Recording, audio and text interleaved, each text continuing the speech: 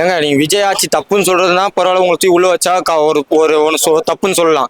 நீ எலும்பு உடப்பன்னு சொல்ல ஒரு முதலமைச்சர் பார்த்து நீ எம்எல்ஏ, நீ சாதாரண ஆள் கிடையாது. ஒரு எம்எல்ஏ உன் பின்னாடி எவ்வளவு சப்போர்ட், உன் கீழே கவுன்சிலர், உன் பின்னாடி ஒரு திமுக ஒரு கட்சி இருக்கு, எவ்வளவு பேர் இருக்கு. நீ சாதாரணமா ஒருத்தனை எலும்பு உடப்புன்ற சாதாரண விஷயமா?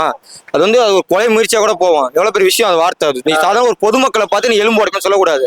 சொல்லாமா? ஒரு எம்எல்ஏ வந்து சாதாரண ஒரு ரோட்ல உட்கார பார்த்து எலும்பு உடச்சோட வாரம் போடான்னு சொல்லாமா?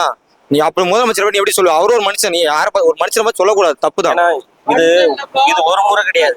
ஏன்னா முன்னாள் அமைச்சர்கள்ல இருந்து ஆரம்பிச்சு எல்லாருமே விஜய் அவர்கள் தரக்குறைவா தான் பேசுறாங்க. ஏன்னா ஒரு விமர்சனமா வைக்கலாம், அதை ஒரு தரக்குறைவான வார்த்தைகளோ இல்ல நாய் என்றாங்க, சில டைம் அவெல்லாம் ஒரு ஆளா அப்படின்றாங்க, போடா வாடான்றாங்க.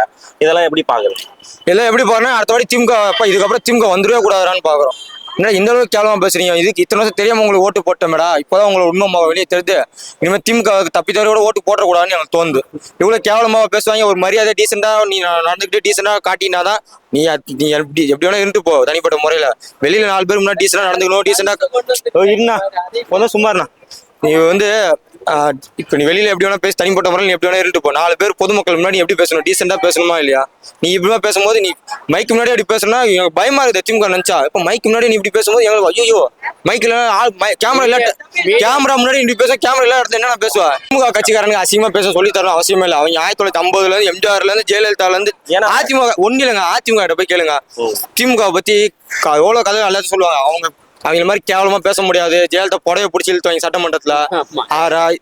கருணாநிதி என்ன சொன்னாரு? நம்ம இந்திரா காந்தி அம்மா மண்டியில இருந்து மண்டை உடஞ்சி ரத்தம் ஊச்சு, இந்தியா சோனியா காந்தி அவங்க மண்டை உடஞ்சி ரத்தம் ஊச்சு, அது மாதவிடாய் ரத்தம் நான் நினைச்சேன் அப்படின்னு சொன்னவர் கருணாநிதி. ஒரு திமுக தலைவர் அந்த மாதிரி வார்த்தை சொன்னும் போது கட்சிக்காரங்க எப்படி இருப்பாங்க? அவங்க இல்ல ஒரு 10 பேர் வச்சிருக்காங்க மேடைக்கு மேல அசிங்கமா பேசுறதுக்குன்னு ஒரு 10 தனியா ஒருத்தவங்க இருக்காங்க, பேர் கூட மறந்து போச்சு. சிவாஜி கிருஷ்ணமூர்த்தி அந்த மாதிரி ஆளுங்க வச்சிருக்காங்க.